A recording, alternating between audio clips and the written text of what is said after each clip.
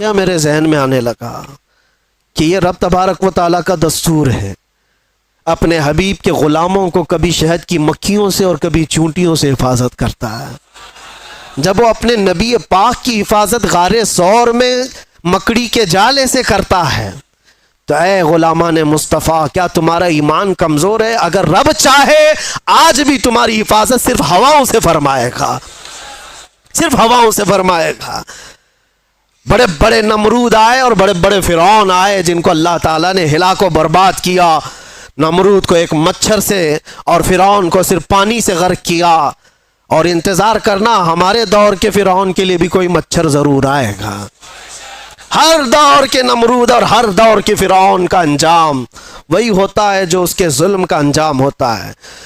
اس لیے کہ قرآن میں اللہ تعالیٰ فرماتا ہے وَمَا اللَّهُ بِغَافِلٍ عَمَّا يَعْمَلُ الظَّالِمُونَ، اللہ تبارک و تعالیٰ ظالموں کے کام سے بے خبر نہیں ہے، ہر چیز دیکھ رہا ہے۔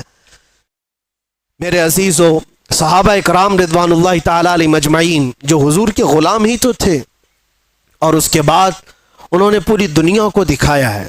مدینے سے وہ نکلے تھے، صحراؤں میں رہنے والے، بادیہ نشین چٹائیوں پر بیٹھنے والے اور پیون لگے کپڑے پہننے والے، پورا دن ایک کھجور کی گھٹلی پر صبر کرنے والے، پانی کے نام پر 2 دن تک قلت کا سامنا کرنے والے، اور جن کے گھروں میں ایک بار گوشت کا ایک ٹکڑا آ جائے تو پورے مدینے میں گھومتا تھا، پورے مدینے میں گھومتا تھا۔ یہ وہ جماعت ہے صحابہ کی، لیکن نکلے تھے تو قیصر و کسریٰ بھی کانپتے تھے، تھراتے تھے۔ جانتے ہو روم اس وقت کا پاورفل ملک تھا، دوسرا پاورفل ہے یہ قیصر جس کو کہتے، اس زمانے کی 2 سپر پاور طاقتیں قیصر و کسریٰ، یعنی پرشین ایمپائر اور رومن ایمپائر۔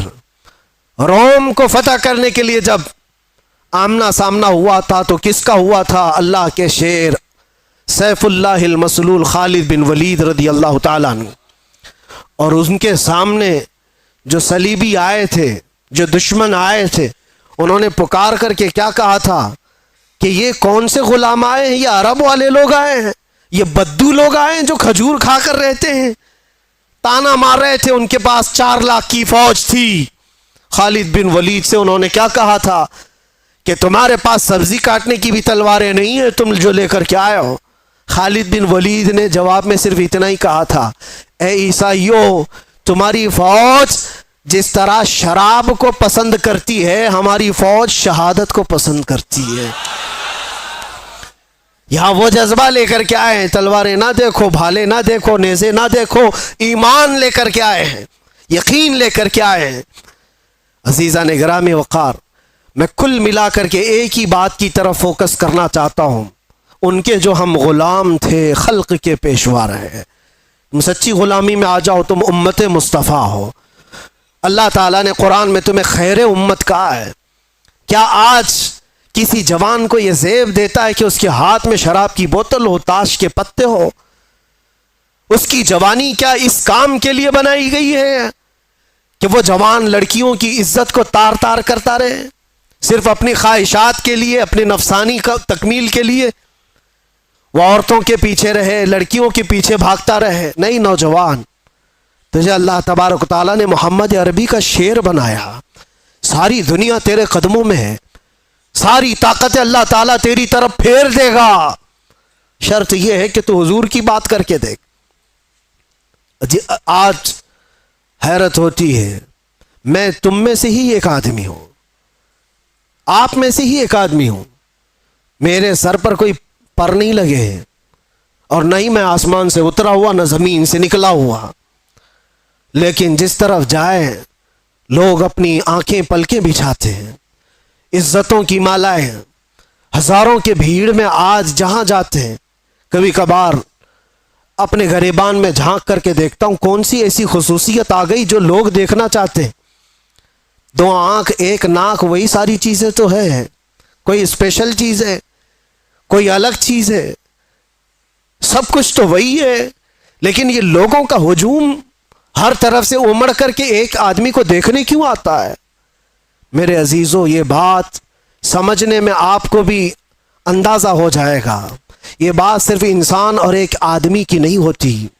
محبتیں دلوں میں ڈالنا یہ انسان کے کمال کا کام نہیں ہے، یہ اللہ رب العزت کے فضل سے ہوتا ہے. وہ جب چاہتا ہے تو پورے انسانوں کا دل ایک طرف پھیر دیتا ہے. اور کس کے لیے پھیرتا ہے؟ وہ دیکھو ان کے جو ہم غلام تھے، خلق کے پیشوا رہے. ہمیں آج یہ احساس ہے، آج لوگ جو پلکیں بچھاتے ہیں یا عزت کرتے ہیں تو وہ اس لیے نہیں کرتے کہ تمہارا لباس اچھا ہے، یا تم بڑے خاندان کے ہو، یا تم کسی سیاسی پارٹی کے نیتا ہو، 4 پیسے ہمارے لیے بھی کام کر جاؤ گے. نہیں، دور دراز بیٹھے ہوئے لوگ. میرے عزیزو، میں آپ کو کیا بتاؤں، امریکہ میں رہنے والے کئی ایسے خاندان ہیں جن کو میں جانتا ہوں. ہم یہاں اندر موجود ہیں، وہ 3 مہینے سے اللہ کی بارگاہ میں نظر کے روزے رکھ رہے تھے. وہ عورتیں بھی، وہ بوڑھی خواتین بھی، وہ بچے بھی، جن کو ہم نے کبھی دیکھا نہیں، کبھی ملاقات نہیں کیا، 7 سمندر پار بیٹھ کر کے ایک فقیر، ایک نبی پاک کے غلام کے لیے اگر کوئی دعائیں کرتا ہے اور اپنے دل میں محبت محسوس کرتا ہے تو یہ ڈالا کس نے اور کیوں ڈالا؟ یہ 2 پوائنٹ ہے.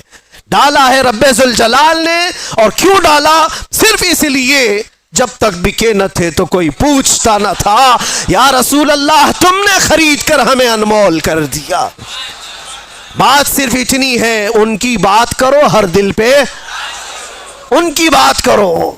حضور پاک صلی اللہ تعالی علیہ وسلم کی بات. آج میں ایک بات یہ بھی بتاؤں، عجیب بات ہے کہ میں آپ کو ایک تفریح قلب کے لیے بتا رہا ہوں. اکثر ایسا میرے ساتھ ہوتا رہتا ہے. میں ٹیکسی میں بیٹھا ہوا تھا، مکہ مکرمہ کی بات ہے، باہر کہیں جا رہے تھے.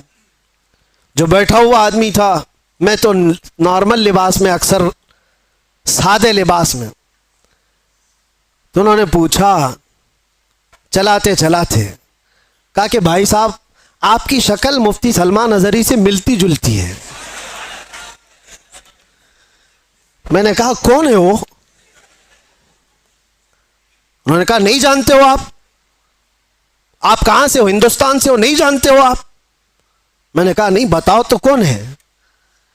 پھر وہ بتانے لگا، ایسے ہیں ویسے ہیں، بڑے ہیں، عالم ہیں، وہ ہیں، تعریف. میں نے کہا بھائی وہ تو بھڑکاؤ مولانا تو نہیں آپ بول رہے ہو، ان کی بات کر رہے ہو؟ وہ غصے میں آ گیا، تل ملایا، کہا توبہ کرو نہیں تو ٹیکسی سے اتر جاؤ. میں نے کہا بات کیا ہے؟ کہا کہ کیوں ایک عالم کی تم توہین کرتے ہو، آپ کیوں ایسا بولتے ہو ان کو؟ میں نے کہا وہی نا جو جیل گئے تھے ابھی. انہوں نے کہا ہاں گئے تو تھے. تو کہا پھر اسی لیے میں ڈرتا ہوں ایسے مولانا لوگوں سے. میں نے کہا میں ڈرتا ہوں ایسے لوگوں سے. تو بیچارہ ٹیکسی سائیڈ میں لگا دیا اور کہا تم اتر جاؤ بھائی. میں ایسے آدمی کو نہیں بٹھاتا، میں نہیں بٹھاتا، آپ ادھر جاؤ، آپ توہین کرتے ہو علماء کی. میں نے کہا چلو معاف کرو، یہ ٹاپک چھوڑ دو، دوسری بات کرو. پھر وہ یوٹیوب کھول کر کے دکھانے لگا، یہ دیکھو، یہ سنو، حق بات کہا ہے، ظالموں نے پکڑا ہے، فلاں فلاں ساری چیزیں بیان، خاموشی سے سنتے رہے. میں یہ بات کیوں کہہ رہا ہوں آپ کو؟ کوئی لطیفہ نہیں ہے، مجھے ریئلائز ہوا، احساس ہوا. بعد میں اترنے سے پہلے اس نے کہا کہ بھائی ایک بات میں آپ کو بتاتا ہوں، یہ مولانا کی تقریر میں سنتا ہوں، میں ہوں اہل حدیث جماعت سے، لیکن یہ مولانا بریلوی مکتب فکر سے ہے، لیکن بات کرتا ہے محمد رسول اللہ کی. اور یہاں آ کر کے ہم کچھ نہیں دیکھتے، ہم تو اپنی جان بھی قربان کرتے. ہم اتر آئے، اس دن یہ احساس ہوا، اس نام پر اللہ نے اتنی طاقت رکھی ہے، ہر انسان نام محمد پر جمع ہوتا ہے، ہر مسلمان آ جاتا ہے. عزیزان گرامی وقار، وہ ایک نقطہ ایسا ہے ناموس رسالت کا جہاں پر لوگوں کے جذبات ہیں، لوگوں کی عقیدتیں ہیں. مجھے آج اس ٹاپک پر بات نہیں کرنا ہے کہ کون کس مکتبہ فکر سے اور کیا تھا، لیکن ہم نے یہ محسوس کیا ہے دنیا کے چپے چپے اور کونے کونے سے اگر لوگوں کے دلوں میں ہمارے لیے کوئی جذبہ موجود ہے تو وہ ہماری زبان کا کمال نہیں، یہ نسبت مصطفیٰ کا کمال ہے۔